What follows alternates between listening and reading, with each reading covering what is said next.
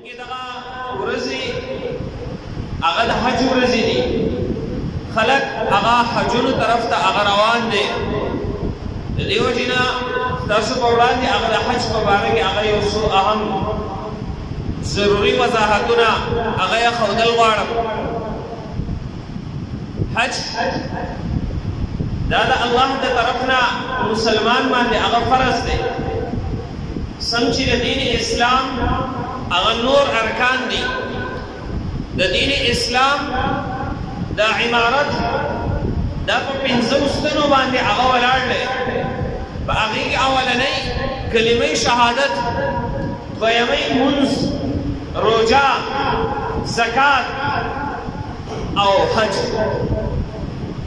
د حج اهمیت د دین پیژندل پکار دي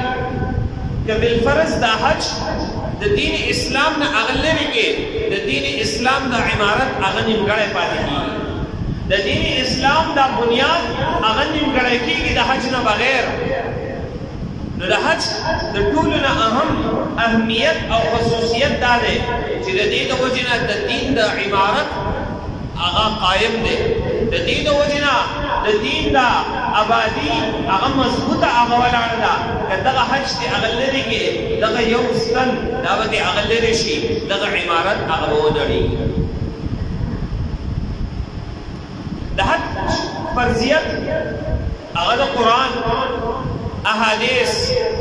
اجماع، قیاس دغه ټولو نه د حج فرضیت هغه ثابتېږي.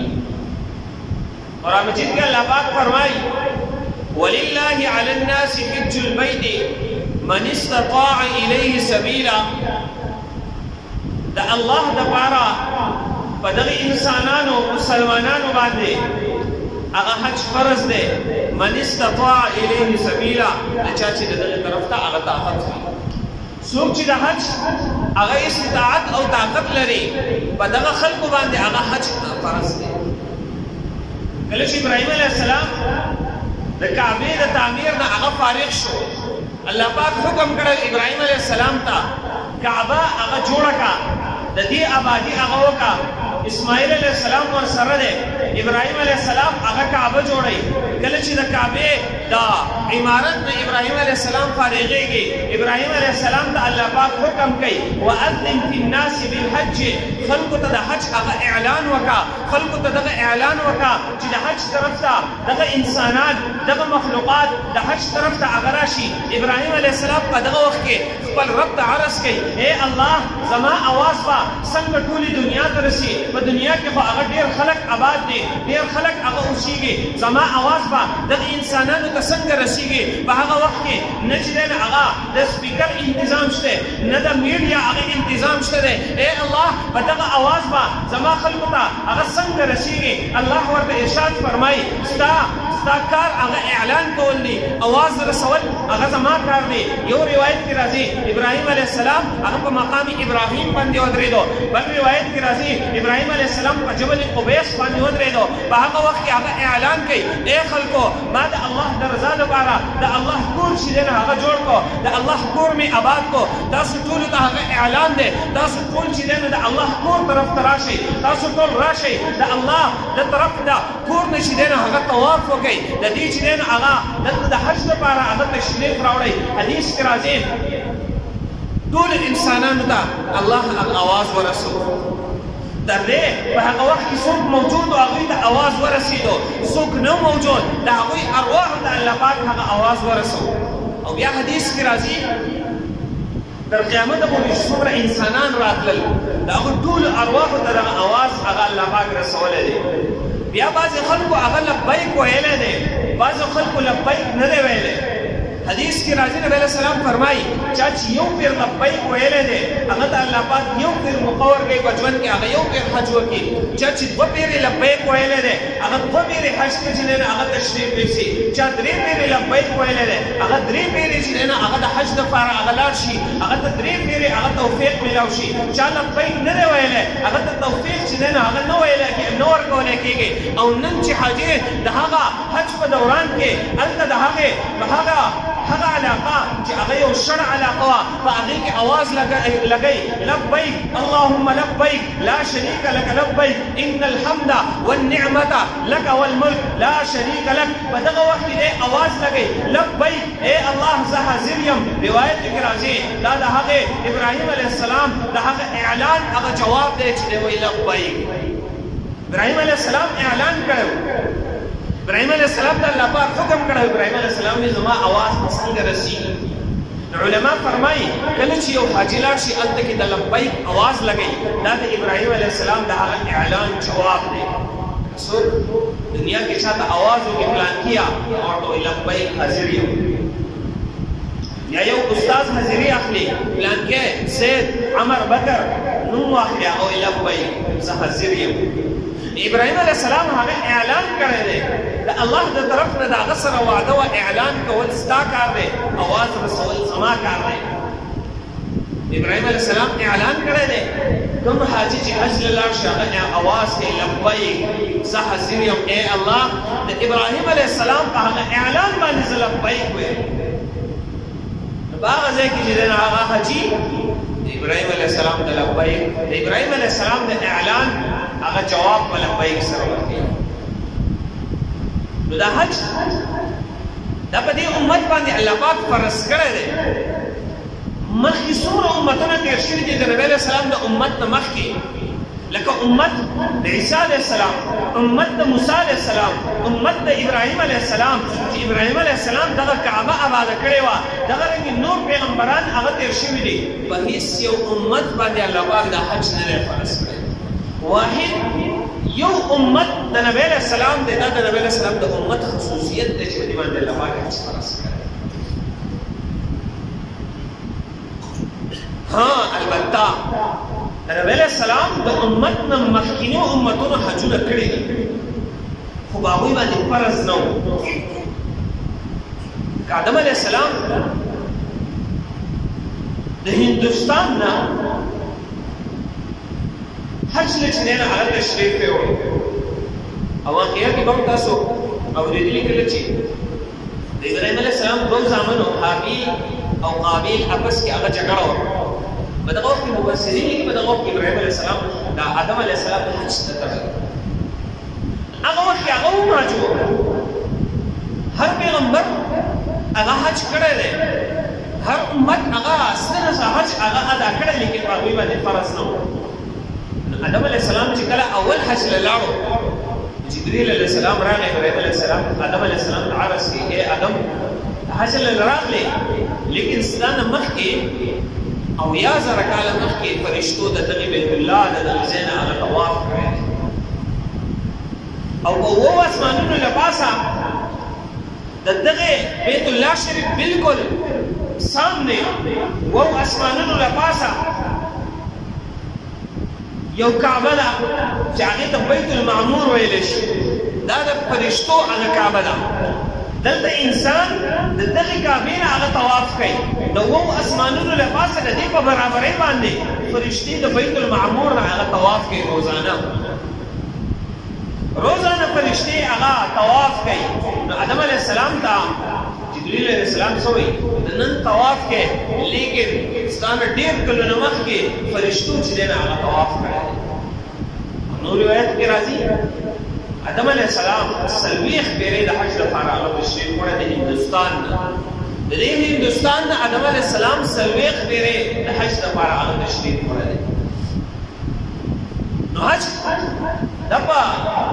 مخکینو پیغمبرانو هغه هم ادا کړی لیکن باقاعده آغاز د ابراهیم علیه السلام د دور نه بیا شوی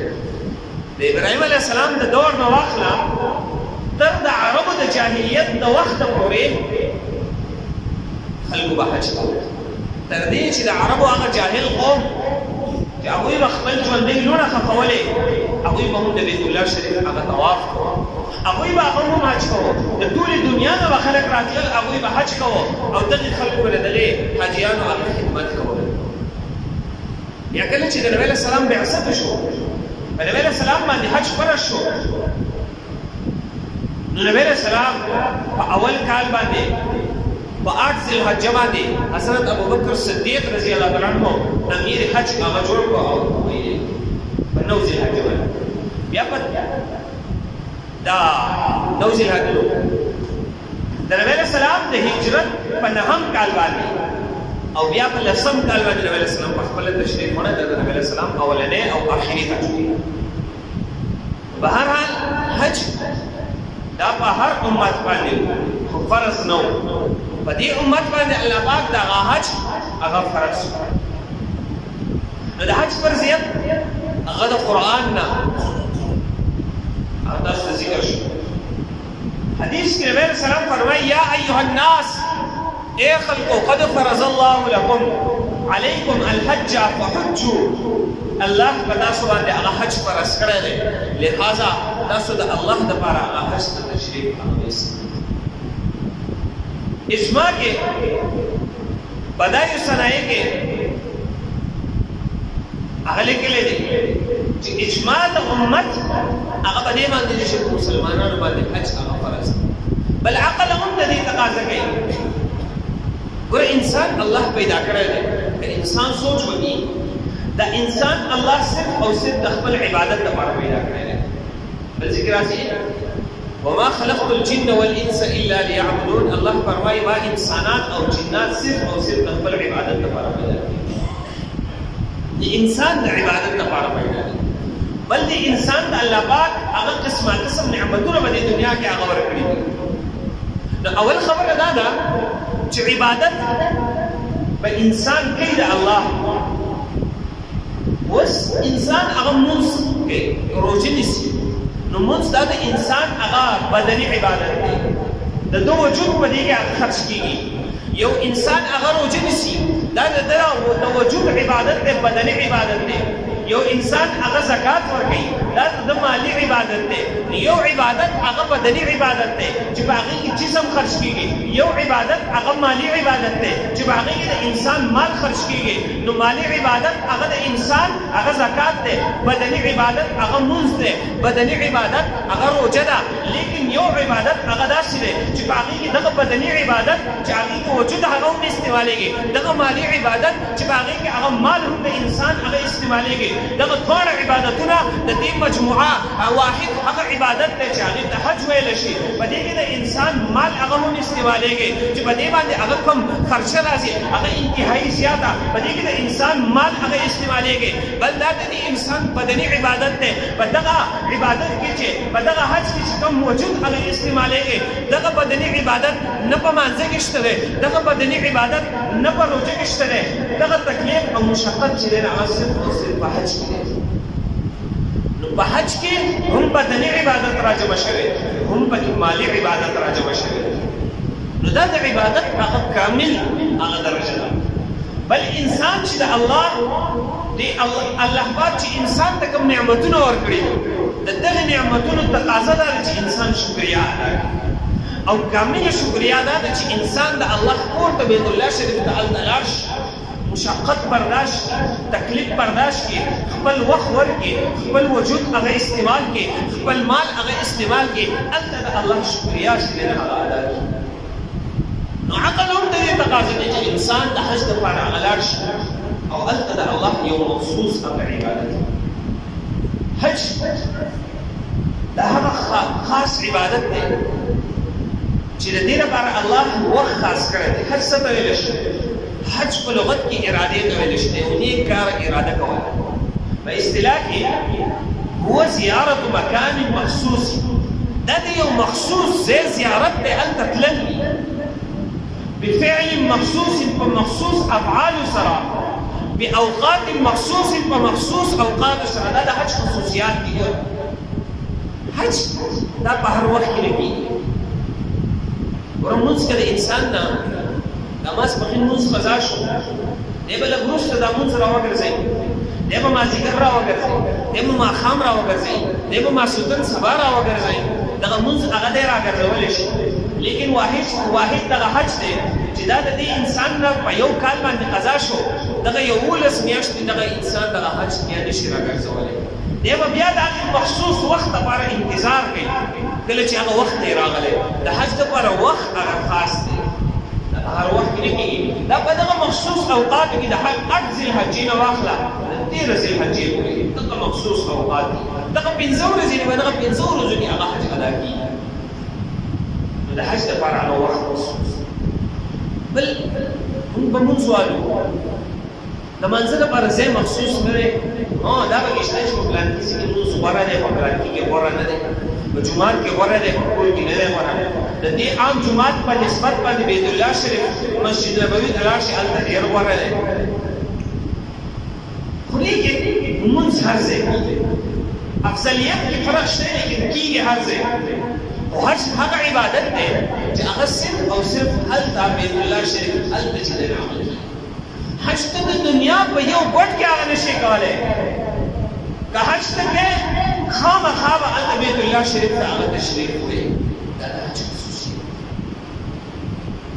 بافعال مخصوص خاص افعال دي د حج دپاره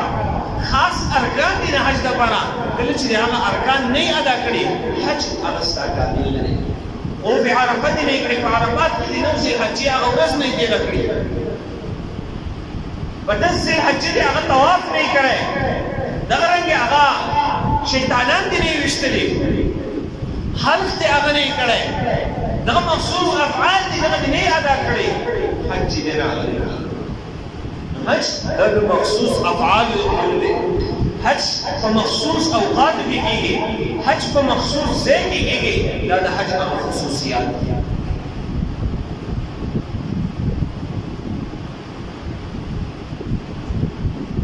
یو حدیث کې راځي نبی علیہ السلام نه یو صحابي تپوس کوي اے د الله رسوله ای الاعمال افضل د ټولو نه غوره عمل کوم یو دی نبی علیہ السلام ورته فرمایي ایمان بالله ورسوله په الله او د هغه رسول باندې ایمان راوړل دا د ټولو نه غوره ځکه چې د دې نه لکه ته مونځ کې روژه حج زکات هر څومره عبادات کې د دې ټولو بنیاد هغه کلمه ده کله یو انسان هغه کلمه نه وي ایمان یې نه راوړي د دې انسان هیڅ عمل هغه معتبر نه لکه درس کې هغه داسې ذکر شي چې یو کس دی هغه مسلمان نه دی ډېر نیک عمل کوي دغه نیک عمل د برباد دي لکه د مکې مشرکینو به حج کوو خو دغه حج قبول نه و ځکه د حج د قبلېدو لپاره د ټولو نه اولنی شرط هغه کلمه ده نبی علیہ السلام نه تپوس کېږي د ټولو نه غوره عمل کوم یو دی نبی علیہ السلام فرمایي ایمان بالله ورسوله په الله او د هغه رسول باندې ایمان راوړي بیا که کس تپوس کوي ثم ماذا ای د الله رسوله بیا کوم عمل غوره دی نبی علیہ السلام ورته فرمایي الجهاد فی سبیل الله د الله په لاره کې هغه جهاد کوو بیا هغه صحابي تپوس کوي ثم ماذا بیا کوم عمل غوره دی بیا نبی علیہ السلام فرمایي الحج المبرور قبول شوی حج هغه حج چې هغه قبول کړی شي هغه حج چې هغه خالص د الله د رضا دپاره وي دغه حج الله ته هغه خوښ عمل دی مختلف اوقات کې نبی علیہ السلام نه تپوسونه شي کوم عمل غوره دی کله نبی علیہ السلام فرمایي مونځ غوره دی کله نبی علیہ السلام فرمایي حج غوره دی کله نبی علیہ السلام فرمایي جهاد غوره دی کله نبی علیہ السلام فرمایي د مور پلار سره ښه سلوک کول غوره دی دا نبی علیہ السلام مختلف په دې وجه فرمایلي دي چې نبی علیہ السلام د تپوس کوونکي حالت ته یو سړی راغلی دی هغه تپوس کړی د الله رسوله کوم عمل غوره دی نبی علیہ السلام د هغه حالت ته کتلي په دې کې یو کمزوري ده د مانځه کمزوري ده نبی علیہ السلام ورته فرمایي د ټولو نه غوره عمل لمونځ یو کس راغلی هغه تپوس کړی دی په هغې کې د حج کمزوري ده د حج په باره کې به هغې کمزوري مونده کې نبی علیہ السلام ورته فرمایي حج غوره دی یو سړی راغلی تپوس کې کړی ای د الله رسوله کوم عمل غوره دی په هغې کس کې چې دی نبی علیہ السلام کتلي په هغې کې د مور و پلار د اطاعت کمزوري ده نبی علیہ السلام ورته ارشاد فرمایلی د مور و پلار اطاعت دا د ټولو نه غوره عمل دی نبی علیہ السلام د تپوس کوونکي حالت ته کتلي د هغې مطابق نبی علیہ السلام جواب ورکړی دی بهرحال حج دا یو داسې عبادت دی چې په دې کې هغه بدن مال دا د انسان چې دی هغه استعمالي کېږي او دا په بله عبادت کې هغه استعمالي کېږي اوس حج په یو انسان باندې فرض دی دا په چا باندې فرض وي یو انسان مسلمان دی په دا باندې حج فرض دی دویم شرط عاقل دی یعنی عقل یې وي لیونی نه بالغ وي نابالغ باندې حج فرض نه دی تندرست وي صحت والا الله پاک ورکړی وي او د ټولو نه اهم شرط چې استطاعت د ده طاقت پرې حج ته راتلو. اوس دا طاقت څومره؟ اوس خو یو کس داسې ولیکل بس ما ته زه حج له ځمه د حج پیسې را سره نشته دی، خو لیکن زما سره دومره روپۍ نشته دی چې زه کله بیا د حج نه راسم او خلکو له خیرات کوم، د دې پیسې را سره نشته، زه حج له کشم. نو دا د حج په شرایطو کې نه دی چې بس خلکو له خیرات کوي، یا دا هم د حج په شرایطو کې نه دی چې هلته لاړ شه او هلته په بازارونو کې ګرځه او هلته سامانونه اخلي. یاره د خلکو د سامانونو اخیستلو پیسې را سره نشته دی، لهذا زه حج له نه ځم، د حج پیسې خو شته دی، خو زه به خلکو له سامان رسوم. حج دا په هغه سړي باندې فرض ده چې استطاعت یې وي، دی د حج د تلو او د راتلو خرچه برداشت کولی شي، لیکن د دې نه علاوه یو بل امر ضروري چې کله دی حج نه ځي راځي د تلو راتلو خرچه خو د ده سره شته، خو لیکن په ده باندې په کلي کې د خلکو نفقه واجب ده، لازم ده، د کور خلک دي د هغوی خرچه په ده باندې لازم ده. اوس د ده سره صرف د تلو راتلو خرچه شته، خو لیکن د کور ته د پاتې کولو دغه دوه نیمې درې میاشتې چې دی هلته تېروي، د کور د خلکو پیسې د ده سره نشته دی، لهذا په ده باندې هم حج فرض نه دی، ځکه د کور د خلکو نفقه هم په ده باندې لازم ده. اوس دی صرف د خپل حج غم کوي او کور خلک داسې پاتې کوي، بس وایي توکل به کوو. نه، توکل د دې شی نه دی، توکل د دې نوم نه دی، توکل د دې نوم دی ته اسباب اختیار کوو، نتیجه به الله باندې پرېږده. ته اسباب اختیار کړه، ته د ځان سره دومره سرمایه هغه جمع کړه چې ته بې حج ته تللی راتلی شي، ته کور ته خرچه پاتې کولی شي، د دې نه بس ته لاړ شي په الله توکل وکړه چې دغه کور دا خلک دا مې د الله حواله کړي، بس توکل وکړه په الله باندې. توکل د دغې نوم دی، د دې نوم نه دی چې بس داسې باندې بس په الله باندې مې پرېږده او د توکل دی. استطاعت د چا دی چې د تلو راتلو خرچه د کور د خلکو خرچه چې کوم په ده باندې لازم دی خرچه د هغوی خرچه پاتې کول په ده باندې د ده سره وي. علماو دې ټول لیکلي دی یو سړي سره ځمکه ده، د ځمکې قیمت دومره دی، د کور نه علاوه ځمکه ده چې د دغې قیمت باندې دی تللی راتلی وشو، د کور خرچه هم پاتې کېږي، په ده باندې حج نه دی، دی به حج کوي، په ده باندې حج فرض دی. خو اوس یو سړی داسې دی په ده باندې حج فرض دی او دی دا سوچ کوي یاره زما خو دا شته کور شته دی، خو په دې به پیسې را سره دي، په دې به زه ځان له یو بل ښایسته کور جوړ کړم، یاره دغه پیسې به زه په بل ضرورت کې هغه استعمال راولم او دی حج نه کوي، یا دغه پیسې هغه هسې د ځان سره یې ښودلې دي، دی حج نه کوي. نبی علیه السلام فرمایي یو سړی داسې دی په هغه باندې حج فرض دی، د ده طاقت د حج وي او دی حج نه کوي، د دغې کس خوښه ده که دی یهودي وي او که عیسایي وي. رسول مالک دا خو ډېر سخت وعید دی، ځکه یهودي او عیسایي خو په دې باندې د دین نه خارج دي، همیشه جهنمیان دي. علما لیکي دلته چې دا وعید ذکر شوی دی، د دې مطلب یو خو دا دی چې یو سړی د ده سره د ده طاقت کېږي د حج او دی بیا هم حج له نه ځي او دی د حج نه انکار کوي، حج پکې چا راوستی. چونکې دی د دین اسلام د یو اهمې شعبې نه هغه انکار کوي، د دغې انکار په وجه باندې دی د دین اسلام نه خارج شو، ځکه د ده مشابهت د یهودو او د نصاراو سره وکړل شوی دی. دی د ده خو خلوستی کوي، یهودي به نه کوي، مسلمان به نه کړي، ځکه دی د حج نه انکار کوي او د دین اسلام د یو اهم شعبې نه انکار دا کفر رامنځته کوي. یو سړی داسې دی د هغه طاقت کېږي د حجو، لیکن دی د حج نه انکار نه کوي، دی وایي یاره حج د الله د طرف نه په موږ باندې فرض دی، طاقت یې کېږي خو یاره نه ځي حج لپاره، نو د نبي علیه السلام د طرف نه په ده باندې یو وعید دی. څنګه چې یهود او نصارا هغه ګناهګار دي، د الله نافرمانه دي، دغه رنګې دا کس هغه ګناهګار دی، د الله نافرمانه دی، اگر چې دی مسلمان دی خو د دغې ګناه په وجه باندې الله پاک ته عذاب ورکوي، بیا چې دی هغه مسلمان لپاره الله پاک جنت مقرر کړی. یا دویم بل جواب علما لیکي دا زورنه ده د نبي علیه السلام د طرف نه، نبي علیه السلام دغې کس ته زورنه ورکوي چې ته حج ولې نه کوې، ته نه یهودي یې نه عیسایي یې بیا هم حج نه کوې، ته خو مسلمان یې ته حج ولې نه کوې، ده ته زورنه ورکوي نبي علیه السلام.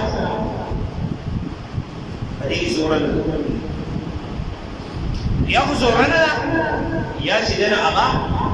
انکار کوي نو واقعي دی د دین اسلام نه مطالعه شي. سعید بن جبیر رحمه الله هغه فرمایي وایي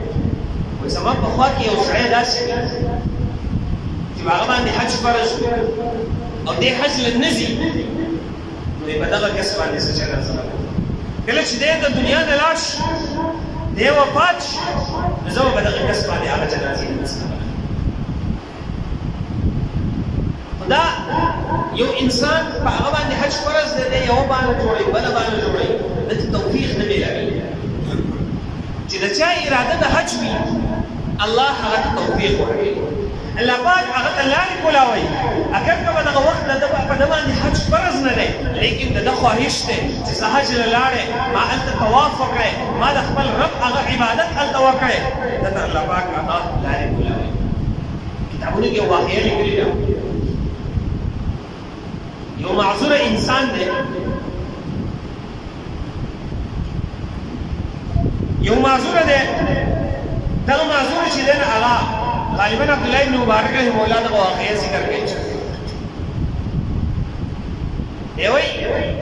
زه د حج دپاره هغه تللم د حج په دوران کې زه په یو علاقه کې هغه ایثار شو په دې سفر په دوران کې په دغه دوران کې ما ولیدل یو کس دی هغه په دولان باندې روانه شو پخوا هغه پیدل خلک ورتلل یا په سوړدو باندې اسونو وغیره اوښانو باندې یو کس په دولان باندې روان دی زه به هغه پسې ورغلم ته چېرته روان یې هغه کس ما ته وایي چې زه خو حج له ځم هغه ته ما وایي چې لږ حساب شه او ګرمۍ موسم دی سره غرمه دی خولې پې بهیږي وایي ما ورته وایي چې د غرمې وخت دی لږ حساب شه اوبه وڅښه څه خوراک وکړه دا غرمه به تېر شي مازدیګر ته به چې دی هغه روان شي وایي هغه ما ته وایي چې زه معذوره یم زه د حج دپاره ځم که زه حساب شم هلته به د حج ورځې هغه زما نه تېرې شي زه خو تیز نه شم تللی د حج ورځې به هغه زما نه تېرې شي زه چې دی نه هغه نه شم حسارېدلی وایي زما خبرې ونه منله او روان شو په طولان باندې هغه روان دی د حج دپاره چې دی نه هغه ځي وایي ما ورته وایي چې موږ به ستا دپاره د سپرلۍ غم وکړو وایي هغه وایي چې زه انتهایي ګناهګار یم وایي ګناهګار بنده چې د خپل رب در ته ځي وایي هغه چې په طولان لاړ شي نو ښه خبره ده وایي لاړو روان شو وایي زه چې کله په خپله بیا حج ته لاړم هلته ما د حج هغه ارکان هغه ادا کړل کله چې ما شیطانان وویشتل د هغې نه پس چې دی نه هغه زه راغلم په یو ځای کې ګڼه ده خلک راجمع شوي دي وایي زه هغه ځای ته راجمع شوم رالم زه چې په هغه ځای کې وګورم دا خلک څه ته راجمع شوي دي په هغه ځای کې دې مې ولیدل هغه معذوره کس دی هغه د الله نه دعا کوي خلک راغونډ شوي دي هغه د دعا اوري هغه د الله نه دعا کوي ای الله زه یو معذور انسان یم ستا ډېر شکر دی تا ما ته دومره توفیق راکړو چې زه دې د دغې معذوروالي په حالت کې خپل کور ته هغه راوبللم ای الله ستا ډېر لاک شکر دی چې تا په ما باندې د خپل هغه بیت الله شریف د خپل کور هغه طوافونه وکړل ای الله ستا ډېر شکر دی چې تا په ما باندې هغه رمې د شیطانانو هغه شیطانان ما وویشتل ای الله ستا ډېر شکر دی لاک شکر دی چې ما د عرفات په میدان کې هغه عرفات هغه وخت هغه تېر کړو مزدلفې ته چې دی نه هغه لاړم حج چې دی نه هغه ما مکمل کړو لیکن وس چې دی نه هغه د حج یو رکن را روان دی ای الله د هغې وس هغه زما نه کېږي د هغې طاقت زما نه کېږي تر اوسه پورې هغه زما د وجود هغه کوشش و ما خپل وجود هغه استعمالولو اوس د قربانۍ هغه وخت راغلی دی خلک قرباني کوي د چا سره پیسې دي هغه قربانیانې کوي ای الله زما سره خو پیسې نشته دی زه قرباني هغه نشم پیش کولی دی اوس څاروي ای الله زه په قربانۍ کې خپل ځان هغه پیش کوم اے الله زما دا ځان زما دا نفس زما دا جان په خپل دربار کې د قربانۍ په طور باندې هغه قبول کړي هغه راوي فرمایي په دغه وخت کې موږ کتل ده د الله په لاره کې په دغه وخت کې هغه ساور او دېش دی هغه وفات شو علما لیکي یو سړی داسې دی د هغه اراده د حج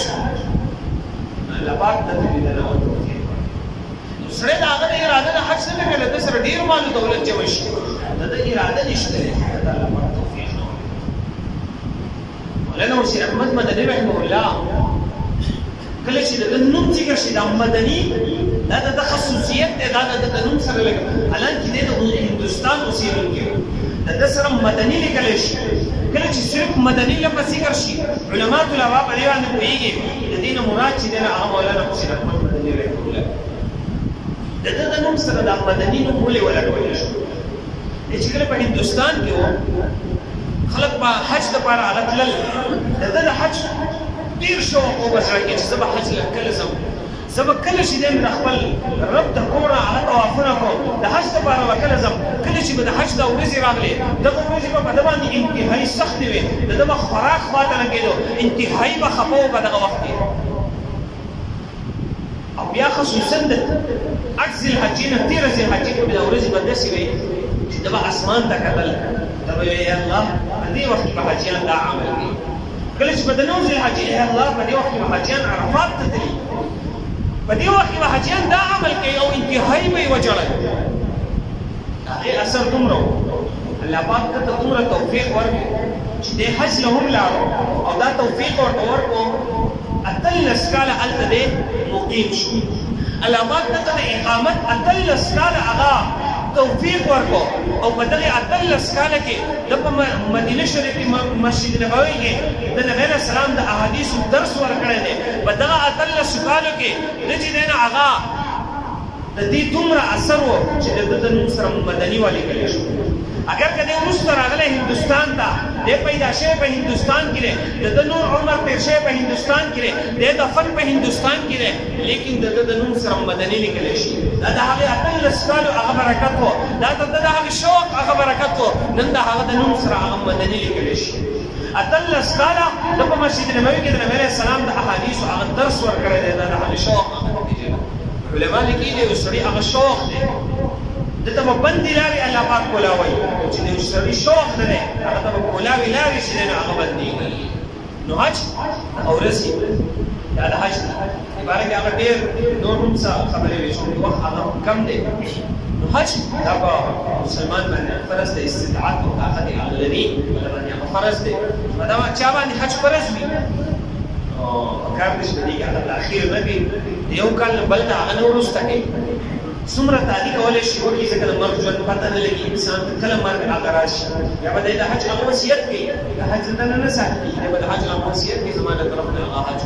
دې باندې کې هغه نور څه ضروري مسایل هغه وخت کم دی د دې په مناسبت باندې صرف تاسو ته د حج فرضیت هغه چا باندې لازم دی څوک نه کوي د هغه وعید سره دغه یو څو خبرې هغه ستاسو په باندې هغه څه کوي